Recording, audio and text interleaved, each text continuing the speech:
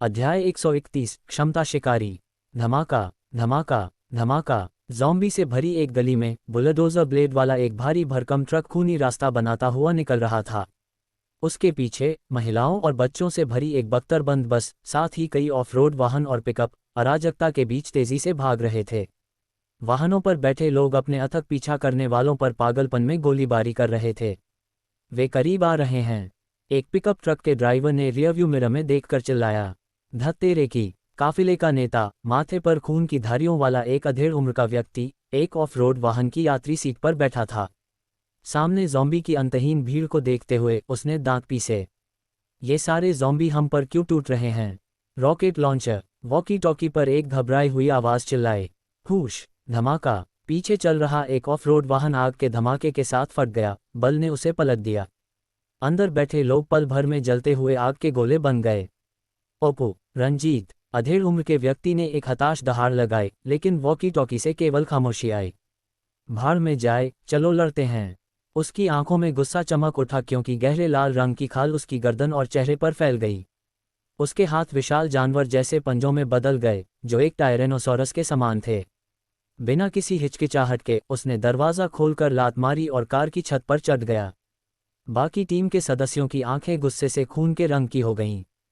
तुरंत 1 दर्जन से अधिक आग्नेयास्त्रों ने आक्रमणकारी शत्रु वाहनों पर गोलियों का तूफान खड़ा कर दिया। उनसे कुछ 100 मीटर पीछे हरे रंग की भित्तिचित्रों से ढके 3 काले सेमी ट्रक बख्तरबंद युद्ध वाहनों के एक बेड़े का नेतृत्व कर रहे थे, जिनमें से प्रत्येक को युद्ध के लिए संशोधित किया गया था। टैटू से ढके चेहरे वाला एक गोरा गुंडा एक एसयूवी के ऊपर खड़ा था, रॉकेट लॉन्चर पकड़े हुए था। सर्वनाश के बावजूद उसके होंठों पर अभी भी एक सिगरेट लटकी हुई थी। आगे के मलबे की प्रशंसा करते हुए पागलपन में मुस्कुरा रहा था। हा, मिल गए, मिल गए। उसने उत्साह से कार की छत को थपथपाया। बॉस, लिली को उन पर और तेजी से वार करने दो। चलो उन्हें पूरी तरह से फंसा देते हैं। ड्राइवर, बस कट और एक पापी अभिव्यक्ति वाला 30 साल की उम्र का एक व्यक्ति 4 लोगों के दल का नेता था, धरनी। एक आलसी मुस्कुराहट के साथ उसने वॉकी टॉकी उठाया और धीमे स्वर में बोला, धीरे चलो। हम सिंगूर शहर में प्रवेश कर रहे हैं। ज्यादा ज़ॉम्बी को भड़काओ मत और एक श्रृंखला प्रतिक्रिया शुरू मत करो। बॉस, धीरे क्यों? गोरा गुंडा भ्रमित लग रहा था। तुम कुछ नहीं जानते, धरनी ने ताने से कहा। उसकी निगाह भागते हुए काफिले पर टिकी हुई थी। वह भयानक शांति के साथ बोला, हमारे लिए रास्ता साफ करने वाला कोई होना बुरी बात नहीं है। वे वैसे भी भाग नहीं सकते। असली मज़ा तो शिकार में है। ही, समझ गया। सेमी ट्रकों के सामने एक हट्टा कट्टा आदमी गाड़ी चला रहा था, जबकि छोटे बैंगनी बालों और होंठ भेदी वाली एक पंख शैली की महिला उसके बगल में बैठी थी। उसकी अजीब हरी आंखें थोड़ी सी झपकी क्योंकि उसकी क्षमता थोड़ी कमज़ोर हो गई थी। उसने ड्राइवर पर एक तेज नज़र डाली। तुमने उसे सुना, धीरे चलो। समझ गया, हटे कट्टे ड्राइवर ने बड़बड़ाया, एक मुस्कुराहट जबरदस्ती करते हुए। लेकिन उसकी आंखों में नाराजगी की एक झलक चमकी। अगर राघव यहाँ होता तो वह इस ड्राइवर को तुरंत पहचान लेता। धनु, वही आदमी जिसने बेईवांग चौकी पर हिमेश को ठंडे खून से गोली मारी थी और चोरी के वाहन के साथ भाग गया था। उसकी बाहरी रूप से ईमानदार लग रही प्रकृति के बावजूद उसकी आंखें हमेशा निर्मम धूर्तता से भरी रहती थीं। उस रात वह ज़ॉम्बी भीड़ के कारण हुई अराजकता के कारण मुश्किल से चौकी से बच पाया था। ब्लैक जियाओ काफिले के आधे आपूर्ति ट्रकों को लूटने के बाद उसने अपने बचे हुए पुरुषों को इकट्ठा किया और रास्ते में कुछ नए रंगरूटों को उठाया, जिसमें एक उत्परिवर्ती क्षमता उपयोगकर्ता भी शामिल था। उसका समूह काफ़ी बढ़ गया था, लगभग मध्य स्तरीय स्थिति तक पहुंच गया था। लेकिन फिर उनका सामना ब्लैक क्रोफो से हुआ। कुख्यात गिरोह ने उन पर निर्दयता से छापा मारा, उसके पूरे काफिले को निगल लिया। विरोध करने का कोई रास्ता नहीं होने पर धनु को आत्मसमर्पण करने के लिए मजबूर होना पड़ा, जो उनके मुख्य ट्रक के ड्राइवर से ज्यादा कुछ नहीं रहा। जहां तक उसके बगल में बैंगनी बालों वाली महिला की बात है, लिली, वह ब्लैक क्रोफो में तीसरे स्थान पर थी। धनु ने उसकी भयानक क्षमता को प्रत्यक्ष रूप से देखा था। वह ज़ॉम्बियों को उन्माद में हेरफेर कर सकती थी, जिससे श्रृंखला प्रतिक्रियाएं शुरू हो जाती थीं जो उन्हें निर्धारित लक्ष्यों पर हमला करने के लिए प्रेरित करती थीं। ये पूरी तरह से राक्षसी था। लिली के प्रभाव में भागते हुए काफिले की ओर बढ़ रहे ज़ॉम्बी अचानक धीमे हो गए। हालांकि शहर में अराजकता पहले ही उसके नियंत्रण से बाहर हो चुकी थी। पूरा इलाका एक उन्मादी युद्ध क्षेत्र में बदल गया था, जिसमें दोनों काफिले अधिक से अधिक ज़ॉम्बी को आकर्षित कर रहे थे। रटटट, गोलीबारी तेज हो गई। भारी भरकम ट्रक खोपड़ियों को रौंदता गया, अपने पीछे कुचले हुए शवों का निशान छोड़ गया। धरनी ने देखा कि भागते हुए काफिले का एक क्षमता उपयोगकर्ता अपने वाहन की छत पर कूदा और फिर गति के एक विस्फोट के साथ सीधे उनकी ओर लपका। उसने उपहास किया, एक पशु प्रकार का क्षमता उपयोगकर्ता, अभी तक विकसित भी नहीं हुआ है। समय की बर्बादी। अपना वॉकी टॉकी उठाते हुए उसने लापरवाही से आदेश दिया, रणविजय, वह तुम्हारा है। समझ गया। जैसे ही उसने बोला, दूसरे ट्रक का यात्री दरवाजा खुल गया। एक लंबे बालों वाला, बेसुध सा दिखने वाला युवक, उसका चेहरा एक अशांत मुस्कुराहट के साथ मुड़ा हुआ था, अचानक बाहर कूदा। एक सेकंड के अंश के लिए ऐसा लगा जैसे वह सीधे नीचे ज़ॉम्बी भीड़ में गिर जाएगा। लेकिन फिर फ्विप, उसकी पीठ से ग्रे ब्लैक पंखों का एक जोड़ा निकला और एक शक्तिशाली फड़फड़ाहट के साथ वह आसमान में उड़ गया, पशु में बदल चुके अधेड़ उम्र के व्यक्ति की ओर गोली की तरह बढ़ा। दादाजी तुम्हें सबक सिखाने के लिए यहाँ हैं। वह किलकिलाया, उसकी गति भयानक रूप से तेज थी।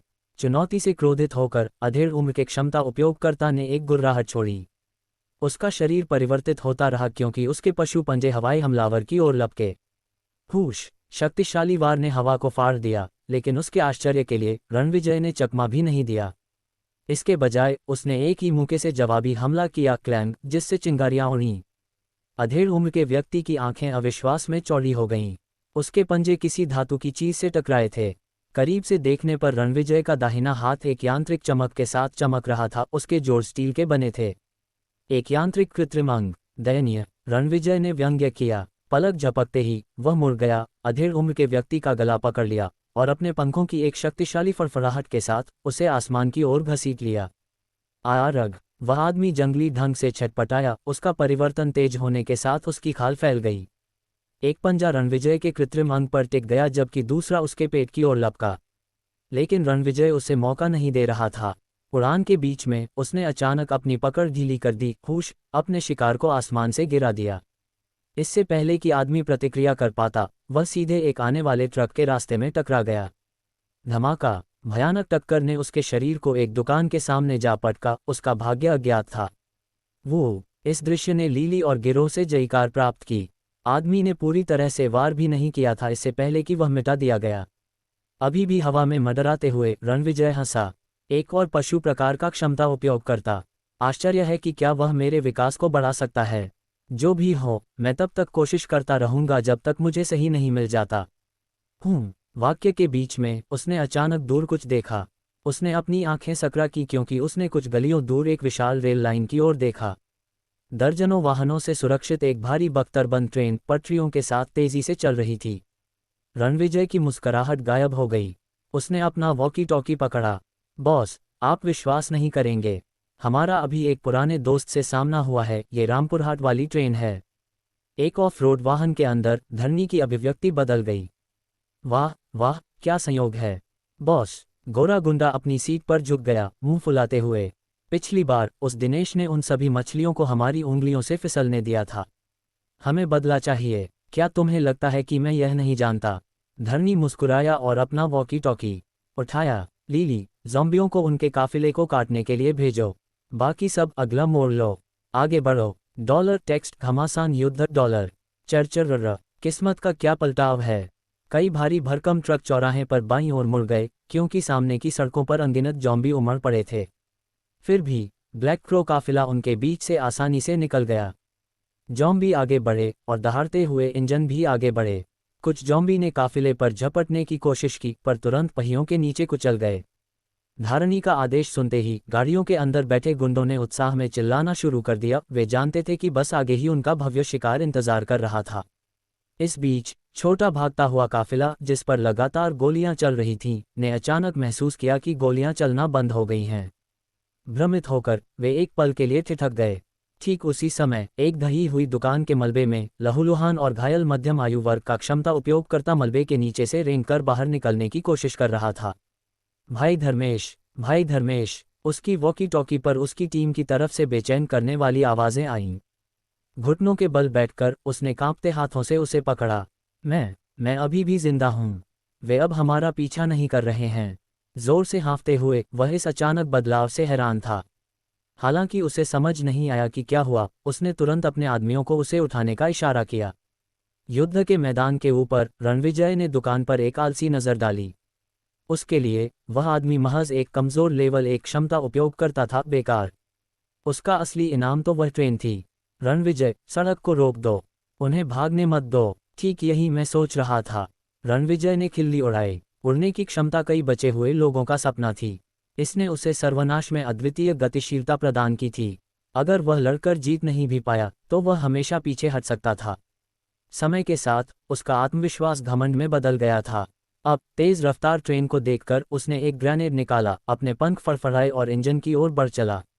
धड़ धड़ धड़ धड़। आसमान से किसी आकृति को आते देख काफिले के बंदूकधारियों ने बिना झिझके गोलीबारी शुरू कर दी।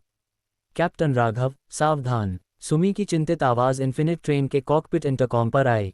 बिल्कुल सही समय। राघव की तेज निगाहें हवा में मौजूद हमलावर पर टिक गईं। जिस पल वह रणविजय का इरादा समझा, उसके चेहरे पर ठंडी कठोरता आ गई। ओह, तुम उड़ सकते हो। देखते हैं इसके बाद भी उड़ पाते हो या नहीं। चट। राघव ने कॉकपिट का दरवाज़ा खोला, बाहर झुका और अपना हाथ उठाया। उसकी उंगलियों के बीच बिजली कड़कने लगी। रणविजय ने हवा में ही उपहास किया। मुझे मारने की कोशिश कर रहा है। बज़ज़। बिजली का एक अंधा कर देने वाला बोल्ट आसमान से गुजरा, किसी भी गोली से कहीं ज्यादा तेज। इससे पहले कि रणविजय प्रतिक्रिया कर पाता, वह सीधे उसके कंधे और उसके एक पंख में घुस गया। पंख हर दिशा में फट गए, जैसे कोई घायल बत्तख आसमान से नीचे गिर गई हो। Oh shit. बिजली क्षमता उपयोग करता। घबराहट ने रणविजय के चेहरे को बिगाड़ दिया। वह कितना भी तेज क्यों न हो, बिजली से ज्यादा तेज नहीं भाग सकता था। जोरदार झटका लगने से वह नियंत्रण खो बैठा और नीचे रेल की पटरियों की ओर तेजी से गिरा। चरचर। इन्फिनिट ट्रेन धीमी होकर रुक गई। उसके पीछे काफिला भी रुक गया। सैनिक अपनी बंदूकें कसकर पकड़े हुए युद्ध की तैयारी कर रहे थे। राघव ट्रेन से कूदा और गिरे हुए दुश्मन की ओर भागा। एक दुश्मन कम, एक खतरा कम। Bang bang bang. गोलीबारी शुरू हो गई। डिब्बा संख्या 7 का साइड दरवाज़ा जोर से खुला और राज ने अपनी हल्की मशीन गन से गोलियों की बौछार कर दी। सामने आ रहे दुश्मन के काफिले को छलनी कर दिया। पीछे से सुमी और प्रीतम की टीमों ने भी गोलियां चलानी शुरू कर दीं। युद्ध आधिकारिक तौर पर शुरू हो चुका था। उनमें एक शक्तिशाली आदमी है। ब्लैक क्रो काफिले के अंदर धारणी ने रणविजय को आसमान से नीचे गिरते देखकर हैरानी से देखा। उसकी आंखों में एक ठंडी चमक आई। व्रूम। उसने गैस पैडल पर जोर से पैर मारा, जॉम्बी की भीड़ को रौंदते हुए आगे बढ़ा। फिर एक अधीनस्थ की ओर मुड़कर उसने गर्जा, स्टीयरिंग संभालो। भयानक गति से उसने दरवाजे को लात मारकर खोला और बाहर कूद गया। उसका पूरा शरीर खून के रंग के आभा में लिपटा हुआ था। Boom boom. उसकी तेज रफ्तार ने उसके रास्ते में आए कई जॉम्बी को चकनाचूर कर दिया और वह सीधे राघव की ओर भागा। यह एक चरम शारीरिक संवर्धन क्षमता थी। इस बीच सुनहरा गुंडा एक ट्रक की छत पर फिर से प्रकट हुआ। उसने अपना रॉकेट लॉन्चर उठाया। इसे खाओ सालों। इन्फिनिट ट्रेन के सहायक काफिले में प्रीतम ने ये देखा और तुरंत वॉकी टॉकी पर चिल्लाया, रॉकेट आ रहा है, सावधान। वूश। एक रॉकेट हवा में तेजी से गुजरा, सीधे इन्फिनिट ट्रेन के इंजन की ओर बढ़ रहा था। बूम। लेकिन टकराने से ठीक पहले आग का एक खंभा उठा, जिसने हवा के बीच ही मिसाइल को निगल लिया और उसे समय से पहले विस्फोटित कर दिया। क्या बकवास है। एक और क्षमता उपयोग करता। सुनहरा गुंडा मुंह फाड़े रह गया। बूम। एक कैंपर वैन युद्ध के मैदान में तेजी से घुसी। अचानक जॉम्बी की भीड़ के केंद्र से आग का एक जलता हुआ स्तंभ आसमान की ओर उछला। आग दहाड़ उठी, सूरज की तरह तेज जल रही थी। उस भयंकर आग से एक लाल आकृति नीचे उतरी। प्रोजेश आग की लपटों से बाहर निकला। गर्मी से उसका ऊपरी शरीर नग्न हो गया था। उसके हाथ आग से लिपटे हुए थे। वह धारणी और राघव के बीच खड़ा था, मुस्कुरा रहा था। क्षमता उपयोग करता। इस नए प्रतिद्वंद्वी को देखकर धारणी के चेहरे पर उदासी छा गई। प्रोजेश मुस्कुराया, नहीं, मैं देवता हूँ। एकाक क्षमता उपयोग करता। धारणी ने लौ चलाने वाले इस युवक पर आंखें सिकुड़ी। तुम किससे बात कर रहे हो? प्रोजेश थोड़ा घूमा, अपने आसपास जॉम्बी के जले हुए शवों पर नजर डाली। उसकी भौहें तन गईं। हलचल महसूस करते हुए वह तेजी से पलट गया। धारणी पहले ही हवा में था, मुट्ठी सीधे उसके पेट पर निशाना लगा रही थी। वूश। प्रोजेश का चेहरा बदल गया। तुरंत प्रतिक्रिया करते हुए उसने अपने दोनों हाथों पर उठाए देवता ज्वाला स्तंभ। बूम। आग का एक तेज बहाव धारणी की ओर बढ़ा। क्या तुम अपनी चालों का नाम रख रहे हो? धारणी दहाड़ा। भयंकर आग ने उसे घेर लिया, जिससे उसका प्रहार रुक गया। उसकी त्वचा काली पड़ गई और भयंकर दर्द से उसका चेहरा विकृत हो गया। लेकिन फिर उसका खून खौल उठा। उसकी जली हुई त्वचा के नीचे नसें उभर आईं, उसकी रक्त ऊर्जा बढ़ने से तेजी से पुनर्जीवित होने लगी। उसकी ताकत केवल बढ़ रही थी। राघव ने दूर आग के विशाल स्तंभ को देखकर आखिरकार समझा, प्रोजेश एक अग्नि प्रकार क्षमता उपयोग करता था। कोई आश्चर्य नहीं कि सुमी ने उसकी ताकत की तारीफ की थी। इस तरह की अग्नि क्षमता अनगिनत बचे हुए लोगों का सपना थी। उसके जैसा सहयोगी होने से राघव कहीं ज्यादा आत्मविश्वास महसूस कर रहा था। बिना किसी हिचकिचाहट के वह गिरे हुए पक्षी मानव की ओर भागा। धड़धड़ाना, दोनों पक्षों ने गोलियों का एक तूफान खड़ा कर दिया। धारणी अभी भी एक पागल की तरह मुस्कुरा रहा था, इस अराजकता का आनंद ले रहा था। उसकी आंखें उत्तेजना से चमक रही थीं जब उसने प्रोजेश पर नजरें गड़ा दीं। मैं इस आग उगलने वाले सनकी को संभालूंगा। सुनहरे गुंडे, जाओ और रणविजय की मदद करो। ठीक है। सुनहरे गुंडे ने अपना खाली लॉन्चर एक तरफ फेंका, दोएके पकड़ी और ट्रक से फिसल गया। एक छाया की तरह वाहनों के बीच दौड़ते हुए वह अविश्वसनीय गति से चला गया, कुशलता से युद्ध के मैदान के बीच से गुजर रहा था। पल भर में धड़धड़ाना, उसने प्रीतम और सुमी के काफिले के 2 सदस्यों को सटीक शॉट से मार गिराया। इस बीच ब्लैक क्रो का आगे वाला ट्रक फिसलकर रुक गया। बैंगनी बालों वाली महिला लीली ने एक पिस्तौल निकाली और उसे धनु पर तान दिया, जो अब उनका नौकर बन चुका था। मोटे, उसने मुस्कुराते हुए कहा, तुम्हें कुछ नहीं करना चाहिए। धनु ने जोर से निगला। ओ जरूर, हम सब एक साथ हैं, है ना? उत्साह का दिखावा करते हुए उसने अपनी बंदूक पकड़ी और उतर गया। ठीक तभी उसने किसी को देखा, उसका पूर्व अधीनस्थ सौरभ दौड़ते हुए गुजर रहा था। सौरभ ने उस पर एक नज़र डाली और फिर उसे पूरी तरह से अनदेखा कर दिया और आगे दौड़ गया। धनु ने अपने दांत भींचे। साले, तुम्हारे जैसे गद्दार सबसे बुरे होते हैं। जो विडंबना थी, ये देखते हुए कि उसने खुद पहले कई समूहों को धोखा दिया था। लेकिन अब युद्ध होते हुए देखकर उसे एक अवसर मिला। जैसे ही दोनों पक्ष हिंसक रूप से भिड़े, धनु की आंखें चारों ओर घूम गईं। फिर उसने कोई कीमती चीज देखी।